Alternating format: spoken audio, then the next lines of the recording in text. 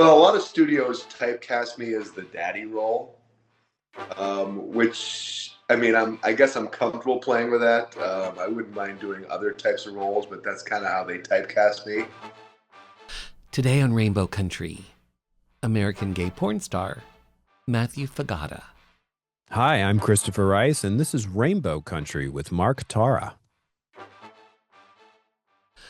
Matthew Figata, how are you? I'm fabulous today. How are you? I am well. I have to say, thank you so much for being here, to have your voice, your story be heard by the LGBT community and beyond. So thank you for this, Matthew. I do appreciate your time. Okay, let's just jump right in. You are an adult performer. You are a writer. You are a Troia. I believe that I'm saying it right. Troia? I don't know. What is that? Troia. Oh, Italian for slut. Yeah. How do you say it? Troia. Yeah. You're one of those. Or in basic English, girl, you a porn star. So Well, I'm a porn actor. So okay, we'll put it okay. So here's my first question. until I get a major award, I'm not a star. So that's So here is my first question for you, and it's simply this. How long have you been an adult performer? How long have you been doing this? since I think 2019. So we're going on 7 years. Okay. Yeah. So you have worked for adult studios like Disruptive Films, Yeah. Carnal Media, Yeah. Men.com, Yes. Icon, Treasure Island Media. Mhm. Each of those studios have distinct styles.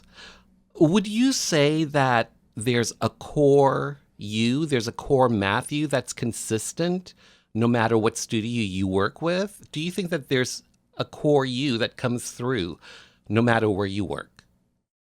Well, a lot of studios typecast me as the daddy role, which I mean, I guess I'm comfortable playing with that. I wouldn't mind doing other types of roles, but that's kind of how they typecast me. So I suppose that's maybe like any actor gets typecast as either a villain or a comedic figure, that type of thing. So um, I don't really see myself as a daddy, so that's how they typecast me, though, and that's what I'm. That's what pays the bills. So How do you see yourself then? I don't see myself as any one type of thing. I see myself as like a variety of things, and so you know, people have like, and on the basic terms of top or bottom, I'm a verse. And some people say, oh, that's just the bottom saying he's verse, whatever. I mean, I truly am 50-50. It entirely depends on the person. It entirely depends on my mood. Um, I, I don't have any one type of person that I like, that I'm attracted to. If someone says, what's your type? I really can't tell you. It just depends on the moment. And as far as what type of characters I play, I mean, I like to play all types of characters. So I consider myself. I think Jeremy Feist said this. A friend of mine lives in Toronto and does porn. Like a character, a porn character actor. Like I'm happy to play all types of characters. I don't see myself as one type of thing. I hear you. I hear you. So, Matthew, I think it's fair to say that technology has really evolved our lives, especially the adult entertainment industry. Today, anyone with a smart device and an internet connection can essentially be uh, a porn creator of sorts. Sure. Generally speaking, for yourself, and this evolution of where we are today because of technology, what are your thoughts on how technology has evolved the porn industry? What are your thoughts generally on that? Well, I think probably I kind of wax nostalgic. You know, I look at old pictures of myself when I used to lifeguard and I was like, in my 20s, and I think to myself, God, I should have been a porn star then, because that seemed to be the heyday when there were fewer porn stars. They got paid a lot more money, and since there were fewer, everyone knew who they were. Now I think people know maybe a few of the top porn stars, and I can even mention a top porn star to someone, and they might not even know who that person is. There's just so many. So in one sense, that's good for me because, um, at my age, now I'm not in my 20s anymore, and so being able to just set up an OnlyFans page and approach porn companies and get hired and get booked, that's great. But on the other hand, because I'm able to do it, anyone's able to do it, and so the market is saturated. So it's kind of a double-edged sword. So what do you think is the key to breaking through? And that this goes with, with any industry, whether it's music or film or what have you, because of technology. How do you rise above the noise then, especially for yourself as an adult content creator? How do you break through? Well, I don't know that I've broken through that much. I mean, I see some people who do it really, really well, and I think they have like a personality that plays very well on TikTok, for example, or Instagram Reels, and they just get huge followings outside of the fans milieu, and then those followers tend to gravitate and follow them there. So I think that's the best way to break through. So the people who are really the stars are stars in other entities. They're not just stars on porn. And I really haven't done that much because I mean I like doing this, but it's not the only thing I do. So I mean I guess I'm fine with the way I am right now. Hmm. So I mentioned before that you work with studio houses. You also create your own content for sites like OnlyFans. So, and this is all through because of technology. So for yourself, when you are creating content, do you approach it differently, whether it's through a studio house or you're creating your own content? Do you approach it differently? Oh yeah, it's very different. Like for example, when I said my studio work, they almost always typecast me as the daddy role, and I will get other creators, content creators, contact me to collab for a Just for Fans type production, and they might say, "Oh, do you want to do like a daddy son role?" And I go, "No." I do that all the time in my porn career, and so I want to do something different. I want to branch out different. I want Mhm. to explore different areas. So yeah, and porn is drastically different because you show up that day, or maybe it's a 2-day shoot.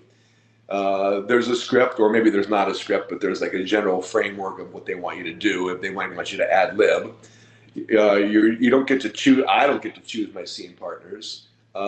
So it's entirely different than a collaboration where I contact another person or they contact me, and obviously there's some kind of connection there.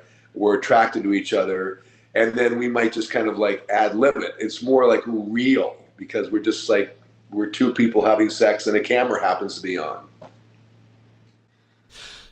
So for yourself, do you think that what do you think makes a memorable performer, an adult performer, a gay adult performer? Are there secrets? Are there tricks? In your opinion, what do you think makes a memorable adult performer? I think there's so many different areas to go into, but I'll just highlight a couple of them. One, I think if porn performers have really good production values, the lighting is great, the scenery is great, the story is great, and they're a good actor. They can portray a number of different types of roles, which is why I like doing films for Disruptive, where they actually give you a character that you can flesh out. Those type of roles really stand out for me. Beyond that, there's also people that just seem to have like an animal chemistry with other performers. They just exude charisma. I know that the porn stars that I'm interested in, that I'm attracted to, or that I want to follow because I think okay, that person's got something. He's got that gravitas.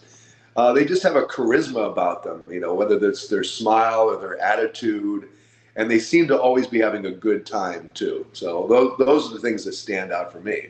Hmm. You do studio work, you make your own content. Have there been experiences that you've had, for better or for worse, that you would care to share, especially with studio work that you've had to deal with? Have there been situations that you've been in that have made you feel uncomfortable, let's say? I think that most of the studios I've worked with have made me feel very, very comfortable. There was one, I mean, I'm not going to name them, but this was years ago when I was just starting out. And it was the directors were all straight, and we were filming in someone's house. They were straight. They were not supposed to be there, but they kept stopping in to get things. And during breaks in the action, the directors are talking about, like,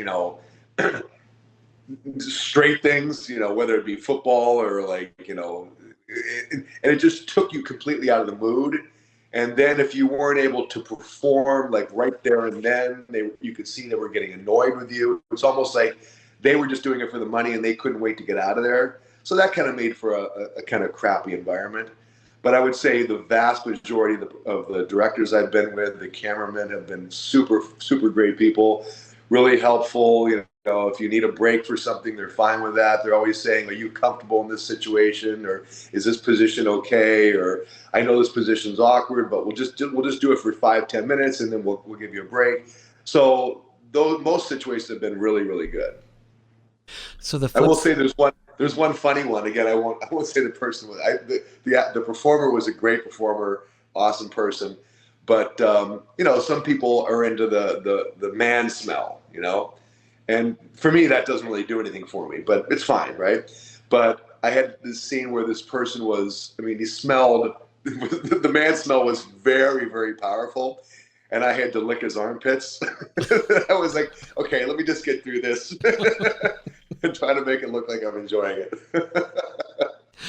have there been the flip side to this then? Have there been experiences, good experiences, maybe even excellent experiences that you've had that really stand out even to this day? Well, I think some of the friends I've made on shoots have been awesome. One of I think my the second gay shoot I ever did was with Michael Boston, and he was like super nice. Super. This was actually before he was like super famous, so he was really great, and we've done another scene since then, which has been awesome. The very first scene I ever did for a porn company was with Johnny Rapid, who at the time was like still huge, and he was very supportive of me because I was kind of like, I didn't really know what to do. I didn't know how the the B-roll worked, and all the downtime there was, and all the changing of the lights and the sets and like that. And he was really, really supportive. So I think some of the people I've met have stood out the most with me. Yeah.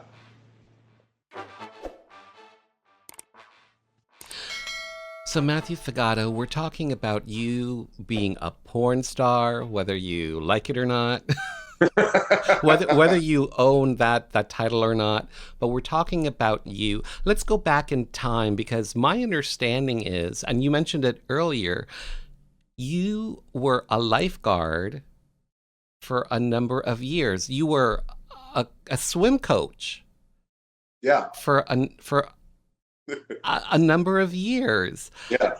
But leaving that job, I understand that there's an interesting story behind that because it had Oh yeah. to do with your porn work. Yeah. Well, what happened was, I well, I lifeguarded for years, the swimming background, all that, and I was comfortable walking around in a speedo on the beach, and I remember one particular time it was a hot day on the beach, and I was on my chair all day just in a speedo, and I was like, the typical bronze god, and I had to go back to the restroom. And so I just whistled down to the two guards on either side of me to tell them that I'm going to the restroom and they got to cover my area for 5 minutes. And I'm not going to bother to put my shorts on or anything, so I just walked back in my speedo, go back to use the restroom. And as I'm walking back from the restroom, there's a car full of, I think, two guys and two girls. And as I'm walking by, one of the girls screams out, "Lifeguard, I want to fuck your brains out." And like the entire beach turns and looks at me, and I'm thinking to myself, at the time it embarrassed me, but now I'm like, yeah, I would kind of enjoy that attention. But when I became a swim coach, that was all I was thinking about. I wanted to be the best swim coach I could. You know, I had multiple state champions, All-Americans, national qualifiers, and I was like entirely devoted to that. That was like my life. I wanted to be the best swim coach I could be. And after a while, after many, many years of that and achieving most of the goals I wanted to achieve, I began to think that, okay, it's time for me to do something else. But, you know, once you get stuck in doing something for a long time, there's the fear of, if I leave this, what's the future going to be? You know, because now I've been a swim coach for a long time. You know, what else am I going to do? And so I kind of thought there was a story. I remember someone telling me this story that when the Vikings would explore a new land, when they arrived there, they would burn the ships. And that was their way of saying, we're not going back. We're going to make it stay here. We're going to make our position here. It's like burning your bridges, for example. And so I kind of thought, okay, I want to end up my career in coaching swimming, but I've got to do it in such a way that I can't go back. And so in the back of my mind, I thought, okay, I'm going to start doing, I was doing OnlyFans, but I actually signed up to do this studio shoot. Like a three-day studio shoot. And I thought, you know, if once this comes out, it's going to be a few months before it comes out, there's a chance that they're going to find out about it. So I should just retire now. And my full intention was to retire before my last season. And I went to my assistant coach, two of my assistant coaches, and I told them, I said, look, I'm going to retire in like about a month, and you're able to take over. You can do the job. You'll be fine. And they were both, no, you can't do it. I'm not ready yet. You know, you got to stay at least one more year, whatever. And they just wouldn't. They were relentless. And I thought, all right, fine. I'll finish out this year, and then I'll retire. And hopefully nothing of the porn comes out until after I retire. It was like another 3 months or 4 months I had to go. And I had like, I think, another month and a half to go before the season was over and I was going to retire. And someone found a video somewhere, and it got to the administration, and that was it. So I burned my bridges. Do you think that you were a good swim coach? Oh, I was a great swim coach. Yeah, like I said, I had an Olympic trials qualifier. I was, you know, named coach of the year 3 years, state champions. So yeah, I was really good. Do you think you're a good porn creator? Yeah, because I think whatever I do, I've always been like this. Whatever I do, I'm going to do it 100%. I want to be the best I can be at it. So I don't do anything halfway. So, yeah. Were you a good go-go dancer? No. I go-go dance because you were a go-go dancer at one point, weren't you? Yeah, it's something I always wanted to do. And so I did it for a couple of years, and I was in a small town at the time, so I had to travel to, you know, nearby cities, like an hour and a half, 2 hours away to do it. And I mean, I think someone replied to me one time, a customer, that, you know, that I just moved too stiff or something. So yeah, I kind of dance like a straight white guy. So I did it for a couple of years, but I wasn't that great at it. I was personable. I got good tips. So, porn, relationships, porn. Since you've been in this industry and relationships and being in relationships or wanting to be in relationships, starting relationships, how do you talk to someone about this? How has it been for you when it comes to personal relationships and being a porn content creator? How has that experience been for you, navigating those? What's that? Navigating that. For me, I've been very, very lucky. First of all, I'm an introvert, and so, I mean, I'm fine with being by myself. Having said that, before porn, I had 3 really long-term boyfriends. Some of the relationships were open, and some of them were not open, but I was fine. And in all 3 cases, that person broke up with me because I'm the type of person that, even when a relationship's not going well, I'm going to work hard to try to like maintain it. I'm not going to give up easily.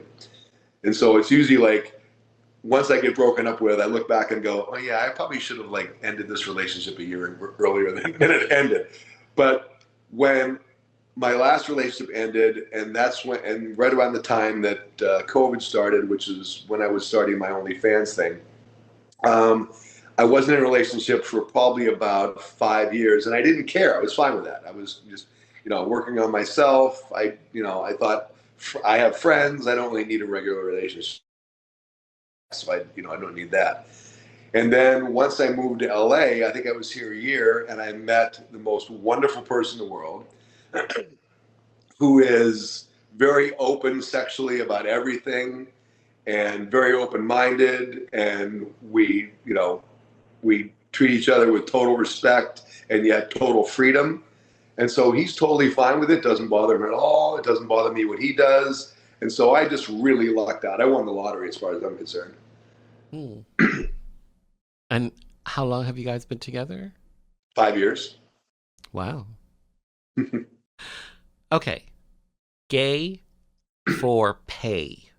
Gay for pay. Basically, when usually Right. it refers to straight men being hired to have gay sex, essentially, right? Right. What are your thoughts on this? What are your thoughts on gay men coming in to do straight men coming in to do gay porn? What are your thoughts on that? I've been a kind of person who's never been attracted to straight people. I know some gay people have this like idea that they want to seduce a straight person, or maybe they find a straight person. I mean, I can find a straight person attractive, but I generally don't. It's like I wouldn't want to be a member of a club that wouldn't want to have me. So why would I want to have a one night stand or or any kind of thing with someone who is straight and they're in a different department as mine? So I've never been attracted to straight people. Having said that, if a straight person wants to make money doing porn, I don't care. It doesn't bother me. It's not like there's a small, finite number of porn performers and we're taking each other's lunch money. There's just so many porn performers, and there's so many different niches of people out there who want to see whether it's like, this fetish or that fetish, or, whether it's like, I want to see, whatever that, fisting or pissing or, lingerie or whatever your kink is. There's so many options out there. If a small group of people that are straight are getting money from some people that have extra money to give for pretending to be gay or acting in gay films, I don't care. It bother me one bit.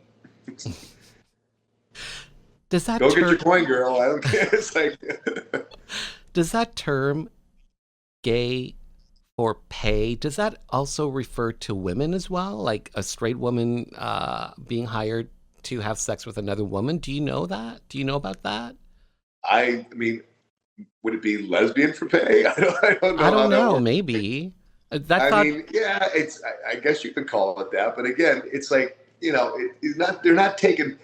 There's an old a quote from Thomas Jefferson. It neither breaks my leg nor picks my pocket. So what do I care? You know, it's not like that. It's not like if a person out there is giving money to an OnlyFans performer who is straight but he's having gay sex, would that person have taken that money and given it to me instead? Probably not. So what do I care?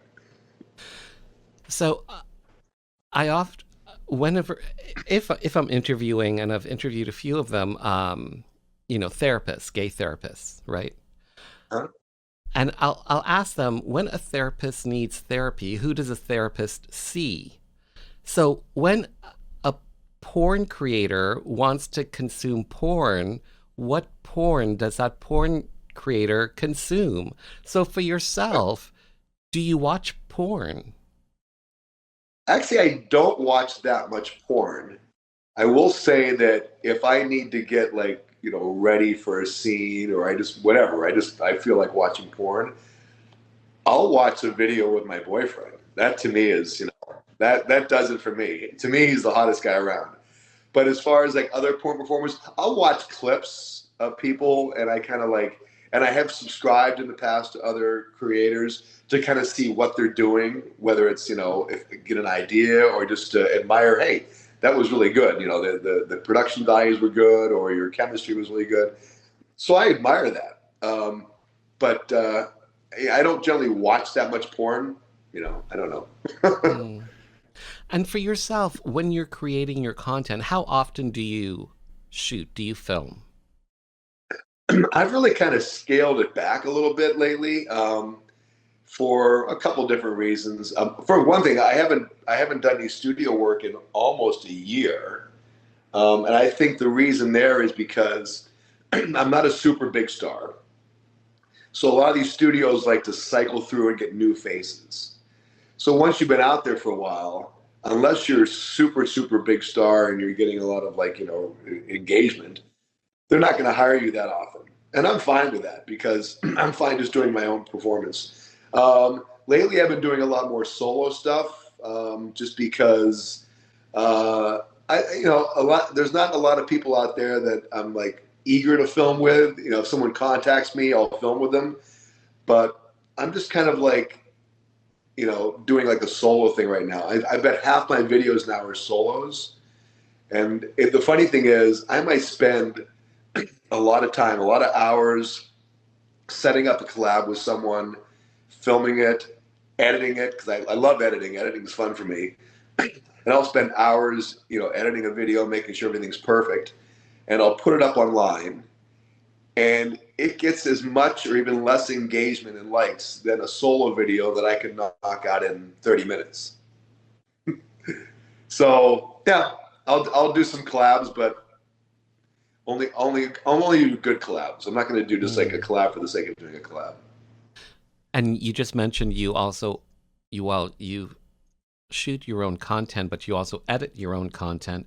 Why do you enjoy the editing process? Because I do the same thing. I film my videos. I edit my videos. Why do you enjoy it? Editing your It's for me content. it's a creative thing. Mm, And part of it's being creative, part of it's wanting to create something that I can post later and say, okay, I did this. You know, um, part of it is a little narcissistic because if I'm the director, I'm the editor. I can choose the scenes. If I have like 3 or 4 different camera angles, I can choose the scenes that I look best in. Now I won't pick a scene that my partner looks bad in. But when you take a selfie with a group of people mhm. and you take 4 or 5 selfies and you got to post one of them, Mhm. don't you pick the one where you look best in? Of course.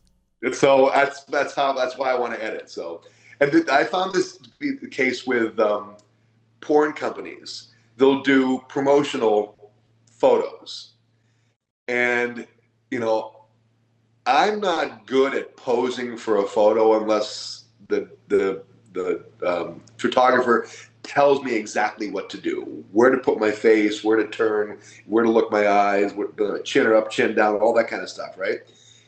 And the directors that are shooting these promotional photos aren't going to do that. They're just going to take 3 or 4 quick photos, and they always pick, in my opinion, the worst photo of me, and they post it for the promo. It annoys the hell out of me. So if I take my own photos, then I can go, okay, I'm using this one. So you don't get I've even had fans sometimes, repost a photo of a promotional photo, maybe like a film I do with a porn company, and I'm like cringing because I'm like, why are you reposting that? I look horrible. oh my God. So you don't have any say in someone posting a No, not for a porn company. It's like okay. they'll just pick whatever one they want to, and like, oh god, it's like, Before you got into this professionally, did you have a concept of what being a porn star, a porn creator would be compared to the reality of it? Did you have a notion, a concept of it before you got no, in? I really didn't because I think I said the first porn shoot I did, I really had no idea how long it was going to last. I got to the set, met my co-star who was Johnny Rapid at the time, And I'm thinking, okay, I'm going to be there for, 2 or 3 hours. 10, 11, 12 hours later, we're still shooting. So I was just totally unprepared for all the logistical things that go on in the background. For one thing, I thought, okay, it's my first shoot. I'm a little nervous. I'll take a Viagra. So as soon as I got to the porn shoot, I took the Viagra. Well, we didn't even start shooting till like 4 hours later. The Viagra was over by that time. Oh my God. So I think I took like 3 Viagras that day. I was so nervous. So Matthew, here's my last question for you. You are part of the LGBT community. You are a gay adult entertainer. The porn industry, especially thanks to technology, has really evolved and changed, especially when it comes to queer content creators. You've got, obviously gay content creators, but trans content creators, you've got, bears and all this sort of stuff, twinks and twonks and you name it. For yourself, as a queer content creator, what are your thoughts on how the queer porn community has evolved in it? What are your thoughts on this? I mean, I think it's fabulous. I think it's great that there's so many different directions people can go in. Everyone is so individual. There really aren't groups. I don't see myself as any one type of gay. And for people to say that, well, that's a twonk or that's a bear, whatever, you can call yourself whatever you want to, but I think it's great that there's just a big, like what's the word I want, a panoply of characteristics that queer is a better word because it applies to so many different types of people. We're not pigeonholed into being, a certain type of, A gay or B gay or C gay. I mean, I love it. I think it's great. I love the word queer. I think it's a great word. So, and maybe you can even get rid of the LGBTQ plus A, all that stuff, and just call everyone queer, and we're done. Mm. Well said. Well said. Matthew Figata. That's my opinion, for what it's worth. Well said. Matthew Figata. But I'm an old gay, so. You're what? I'm an old gay, so. Okay. Well, old gay Matthew Figata, porn star. Well said, well done, well filmed, well edited. Thank you for your time. Thanks for being on the show. Thanks for having me. It was awesome. It was a great time. Enjoyed it very much.